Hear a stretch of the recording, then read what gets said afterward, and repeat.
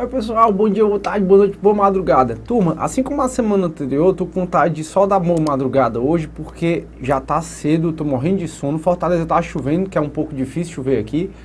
E fora isso, eu saí 7h10 de casa e minha casa não é tão distante do estúdio.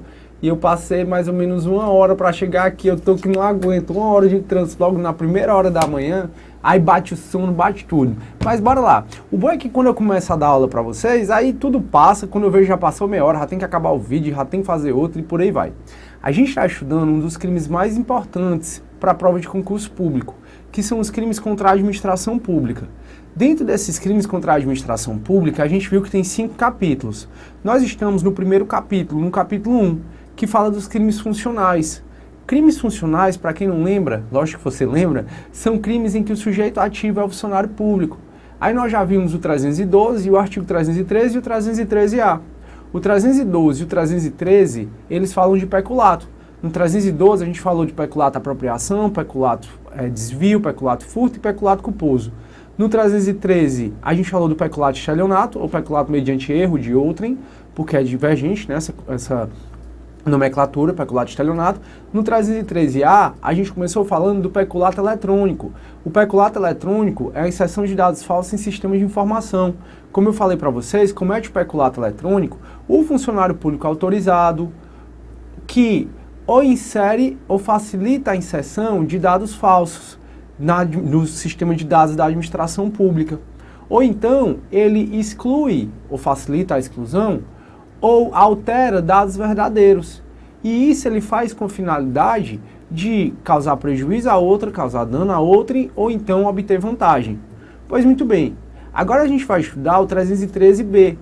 E eu preciso que você consiga diferenciar o 313-A do 313-B. Para alguns, ambos são modalidades de peculato eletrônico. Para outros, o 313-A é o peculato eletrônico e o 313-B é o peculato hacker. Professor, peculato hacker, por quê? Turma, eu só falo esses nomes doutrinários, tá? Porque às vezes cai em prova de concurso público o nome doutrinário. Por exemplo, recentemente caiu numa prova oral de Ministério Público sobre o crime de resistência passiva. Professor, o que diabo é o crime de resistência passiva? O crime de resistência passiva é o que a doutrina chama o crime de desobediência. A gente vai estudar o crime de desobediência. Na lei, o nome do crime é desobediência. Só que a doutrina, ela sai criando nomes para aqueles crimes. E aí a doutrina diz que o crime de desobediência é a resistência passiva. Então veja que esses nomes doutrinários algumas vezes caem em prova. E para você não ficar viajando, eu sempre falo os nomes para você lembrar quais são os crimes, os nomes doutrinários. E a gente vai estudar então agora o 313-B. E como eu estava falando, é preciso que você saiba diferenciar o 313-A do 313-B. O 313-A, ele fala de dados, turma. Ele fala de inserir dados falsos, excluir ou alterar dados verdadeiros.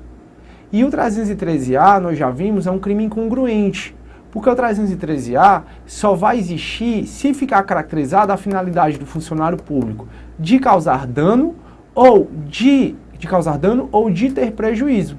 Então o 313-A é um crime incongruente, só vai existir se houver a finalidade especial, ou de causar dano ou de obter proveito, com essa inserção, alteração ou exclusão dos dados. Pois é, enquanto o 313-A fala de dados, o 313-B fala, turma, de alteração de sistema. É como se você tivesse inserido, quando entra um vírus no seu computador, o seu computador não fica lento, não modifica o funcionamento dele?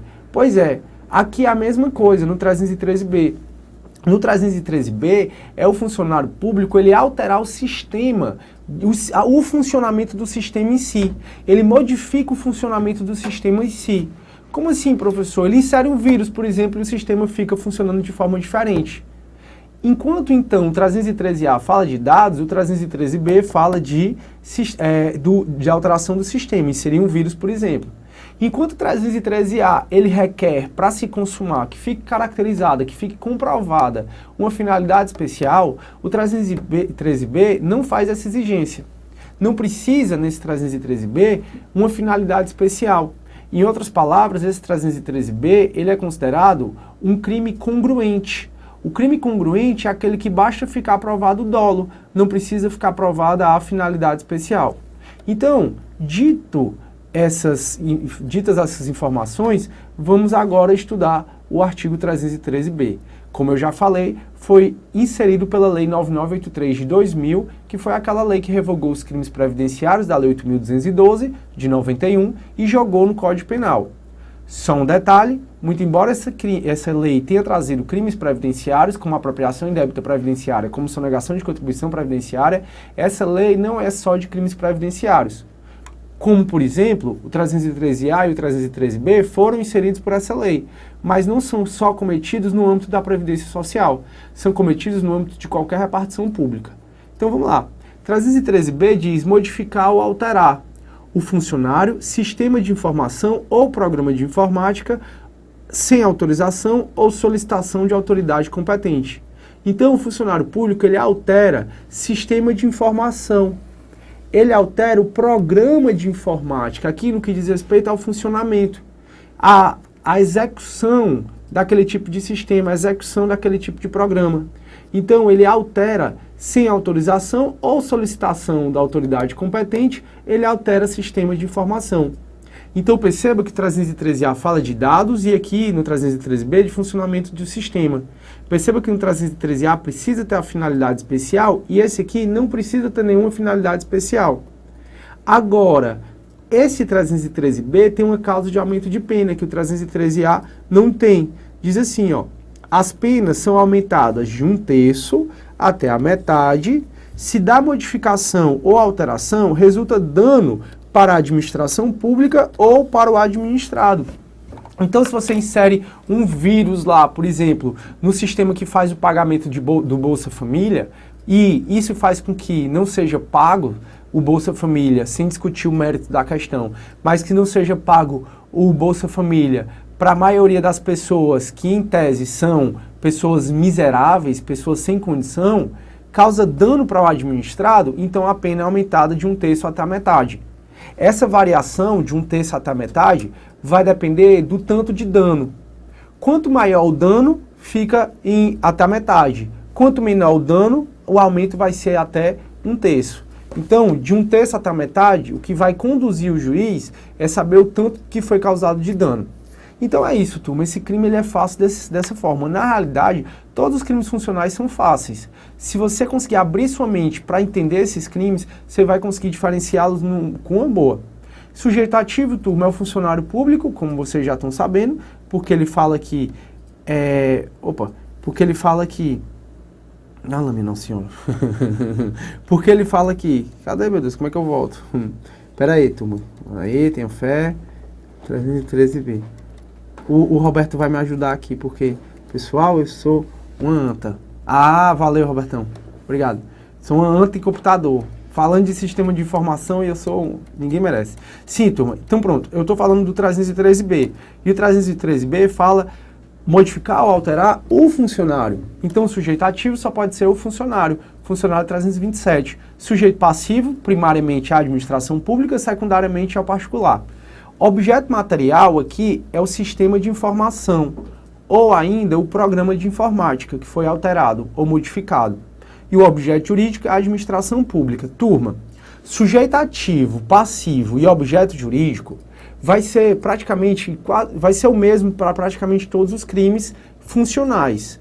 Então, em relação a todos os crimes funcionais, sujeito ativo vai ser o funcionário público, sujeito passivo vai ser primariamente a administração pública e secundariamente o particular, e o objeto jurídico vai ser a administração pública.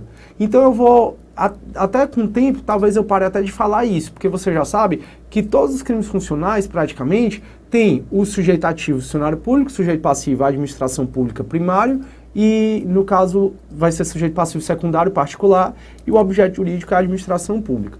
A consumação. Turma, esse crime é um crime formal. É um crime formal porque ele se consuma no momento da alteração ou da modificação. Não é necessário que haja prejuízo ou dano para qualquer pessoa. Não há necessidade que haja qualquer resultado para consumar o delito. Então esse crime ele se consuma no momento em que você altera ou modifique, ainda que essa alteração ou modificação ela não gere nenhum prejuízo para ninguém. A tentativa desse crime é possível e não esqueça da causa de aumento de pena do 327, parágrafo 2º, para se você exerce cargo em confiança ou comissão em autarquia. Falso. A autarquia não. Na administração pública direta ou indireta, menos a autarquia.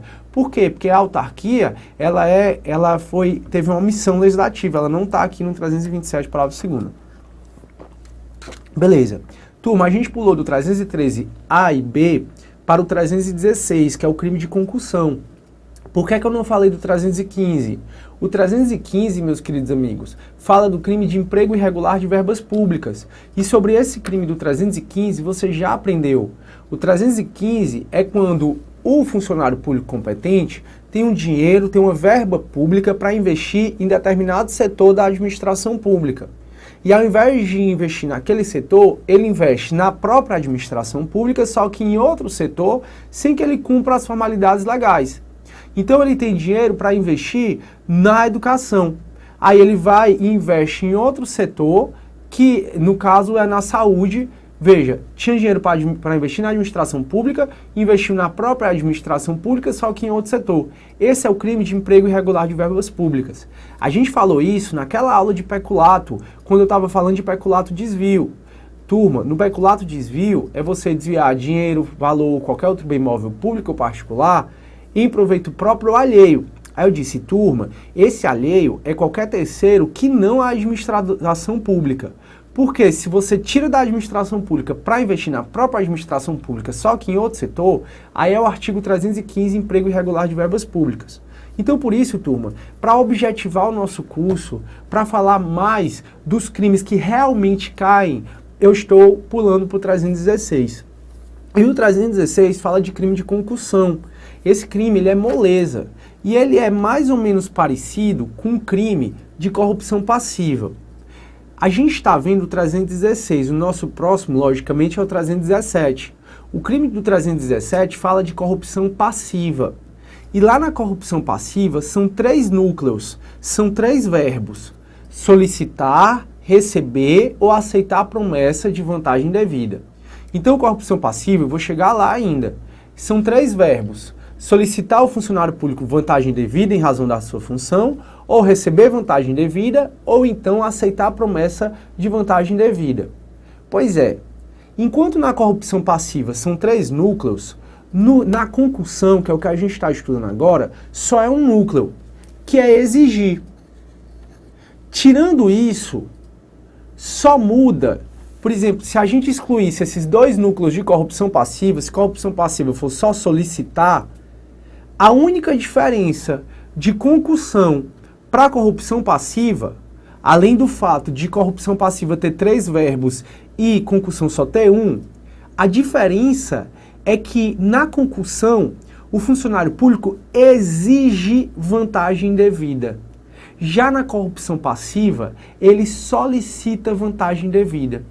Então, se você comparar o crime do 316, concussão, do corrupção passiva, que está no 317, você vai notar que são só 2 as diferenças. A primeira diferença é que o crime de concussão tem só um verbo, tem só um núcleo do tipo penal, e o crime de corrupção passiva tem 3 núcleos do tipo penal. E a segunda diferença é que na concussão, o funcionário público exige vantagem devida. E na corrupção passiva, o funcionário público solicita vantagem devida.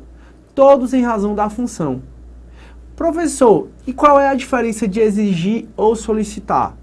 Turma, exigir é pedir de forma mais imperativa, de forma mais categórica. Estou mandando você me dar R$1.000. Um policial chega para mim e diz, estou mandando você me dar R$1.000. Isso é corrupção, isso é concussão. Estou mandando você me dar R$1.000. Veja que é imperativo. É diferente se ele chegar assim, tem um dinheiro aí do cafezinho, Sidney, tem um dinheiro aí da gasolina.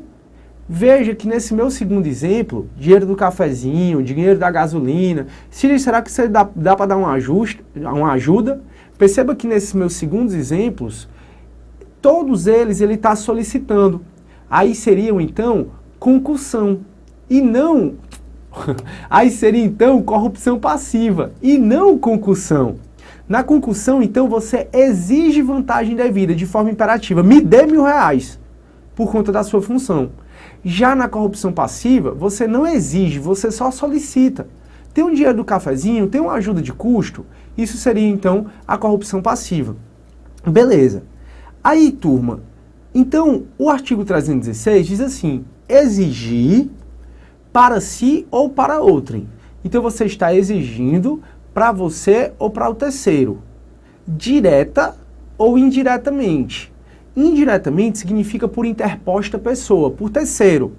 Então, o funcionário público na concussão, ele exige, ele ordena, me dê R$1.000.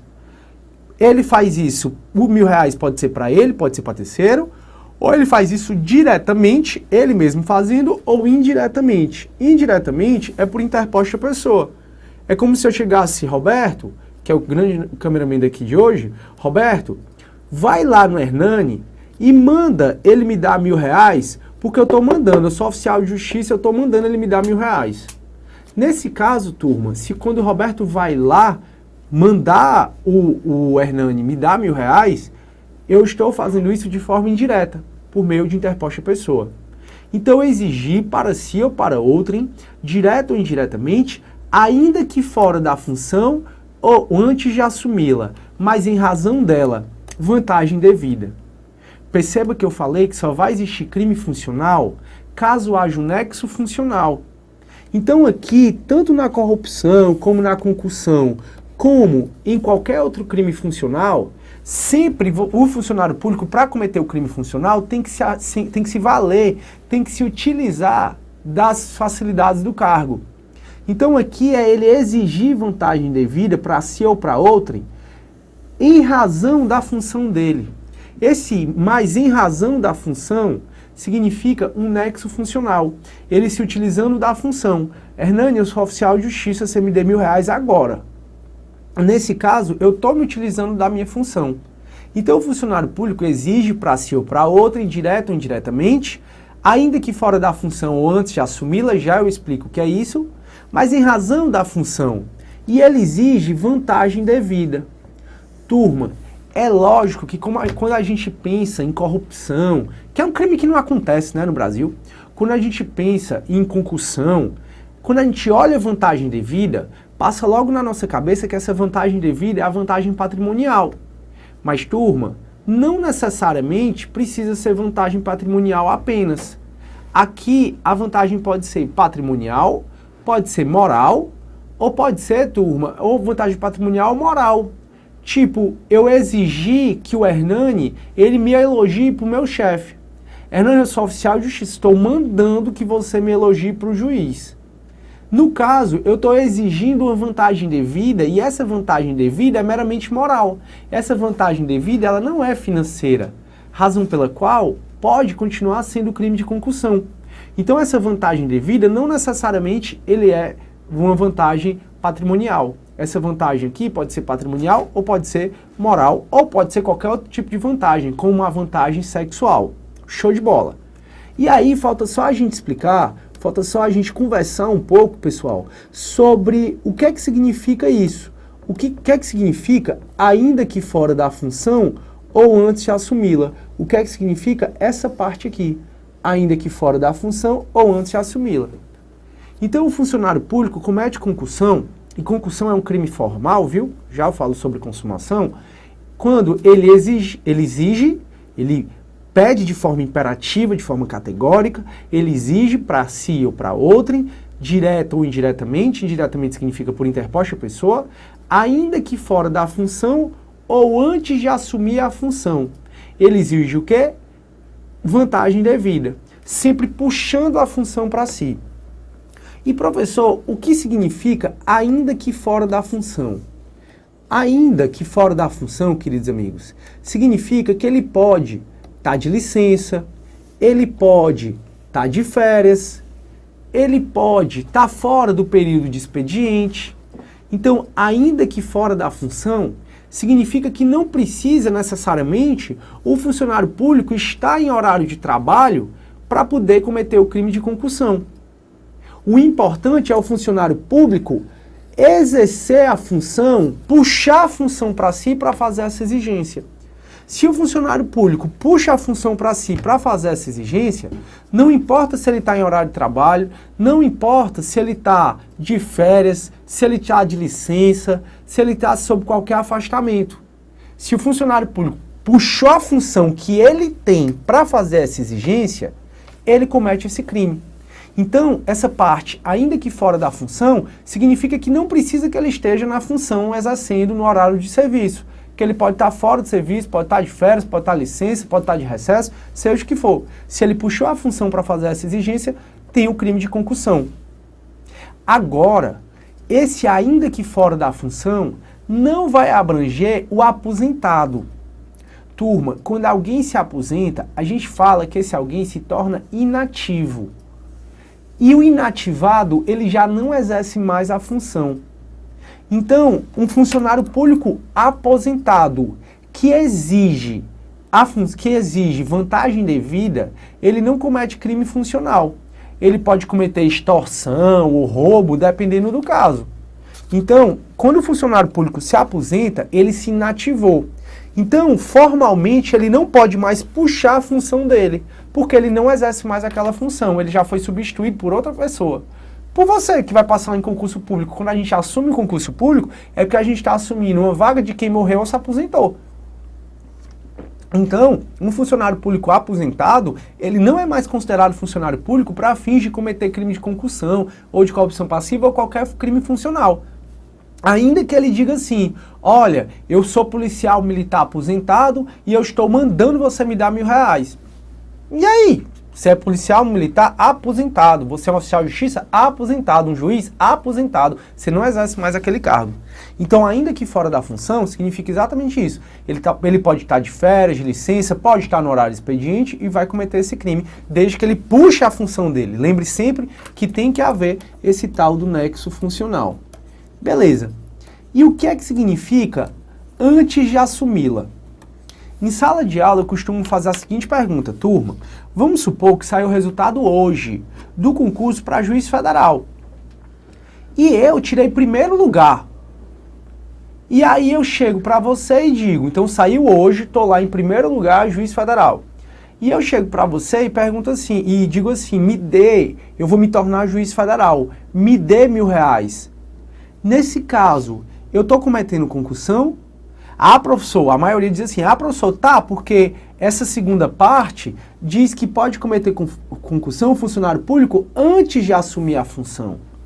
Turma, esse antes de assumir a função significa que ele foi nomeado, mas ainda não está exercendo a posse, ele não está em exercício. Primeiro, e um beijo aí pra tia Lídia, ó, os direitos todos se relacionando, o direito é uma coisa só, tá? O direito é uno, é uma ciência só. Essa divisão em direito constitucional, administrativo, penal, civil, são divisões cartesianas, são divisões que são feitas só para melhorar a didática, que nem sempre dividir as coisas em partes, como o Jack Stripador faz, nem sempre é bom. É bom que você entenda o todo, porque entendendo o todo fica mais fácil a matéria. Pois voltando para cá. Então, quando você assume o concurso público, vai assumir o concurso público, primeiro você é nomeado, depois toma posse e depois entra em exercício, não é isso? Quando o Código Penal fala que o funcionário público pode puxar a função para si, se ele exigir vantagem devida, ele comete concussão, quando ele fala antes de assumir a função, significa que o indivíduo já foi nomeado, mas não teve a posse ou não entrou em exercício. Então, aqui antes de assumi-la, requer pelo menos a nomeação do indivíduo para o cargo. Ele foi nomeado, mas ainda não entrou em exercício, não teve a posse, não entrou em exercício. Show de bola! Então, com isso, a gente entende o que é concussão. Turma, eu quero que você fique atento em relação à pena desses crimes. Olha aqui, ó, concussão que é exigir, a pena é de 2 a 8 anos, certo? De exigir. Em tese, a culpabilidade de alguém que exige vantagem devida é maior de alguém que solicita vantagem devida. O que eu estou falando para vocês é que, em tese, a culpabilidade da concussão é maior do que quem comete corrupção passiva. Aí olha qual é a pena do crime de corrupção passiva. A pena é de 2 a 12 anos. Então, enquanto concussão a pena é de 2 a 8, corrupção passiva é de 2 a 12. Então é melhor para o funcionário público que ele exija vantagem devida ao invés de solicitar. Essas são as incoerências do nosso poder legislativo. Então é melhor que o funcionário público exija vantagem devida, porque a pena máxima dele seria 8 anos, do que ele solicite. Porque na solicitação a pena é de 2 a 12 anos. Olha que doido, turma. Só o Brasil mesmo. Professor, por que isso? Porque, turma, recentemente, mais ou menos, porque depois da entrada em vigor do crime de corrupção passiva, ele foi alterado. E quando o crime de corrupção passiva foi alterado, alteraram a pena dele. A questão é que não alteraram a pena de concussão. Então isso gera uma quebra, gera uma violação ao princípio da proporcionalidade. Porque exigir que é mais grave tem pena máxima menor do que solicitar que é menos grave. Isso aí são coisas do Brasil. Ô, comédia. Acho que é aqui. Pronto. Então vamos lá. O crime de concussão é exigir para si ou para outra, indireta ou indiretamente, ainda que fora da função, antes de assumi-la, mas sempre em razão da função. Vantagem devida. Turma, geralmente o funcionário público, para ter esse nexo funcional, ele fala algo que pode fazer na função. Por exemplo, se eu sou delegado, eu digo assim, me dê, Roberto, vantagem devida, me dê R$1.000, porque senão eu mando te prender.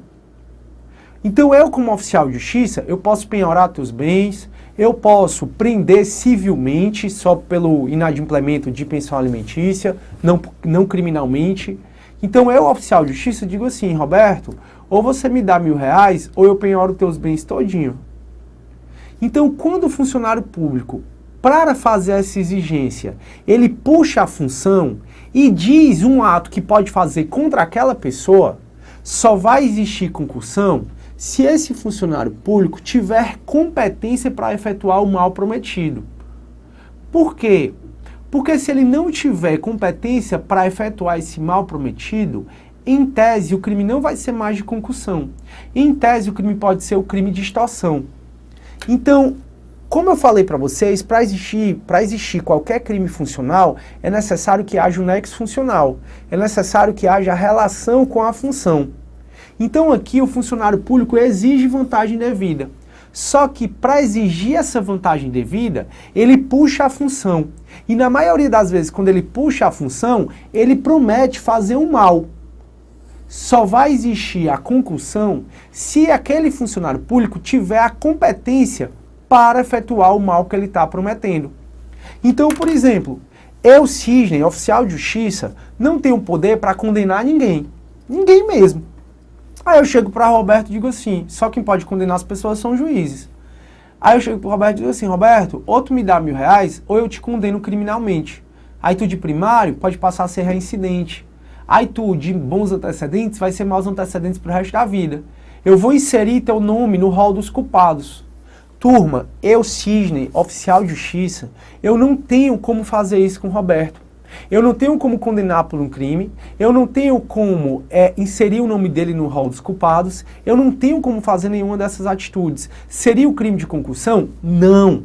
Porque a jurisprudência, a mais recente, tem colocado que só vai existir o crime de concussão se o nexo funcional, se você está puxando a função. E se você está puxando a função é porque você está prometendo fazer um mal que você pode fazer esse mal. Que aquela função te permite que você faça aquele mal. Porque se a função não te permite que você faça aquele mal, simplesmente o crime não é de concussão. O crime vai ser de extorsão ou outro crime ou mesmo ameaça. Turma, tem outro detalhe aqui importantíssimo. E esse outro detalhe é em relação ao crime de extorsão, já que a gente está falando dele. Geralmente cai assim. O policial militar, mediante violência ou grave ameaça, ameaçou, mediante violência, exigiu do particular R$1.000. Exigiu do particular um elogio. Então, o policial militar, mediante violência, ou então grave ameaça, no meu exemplo é só violência, ele exigiu do particular vantagem devida.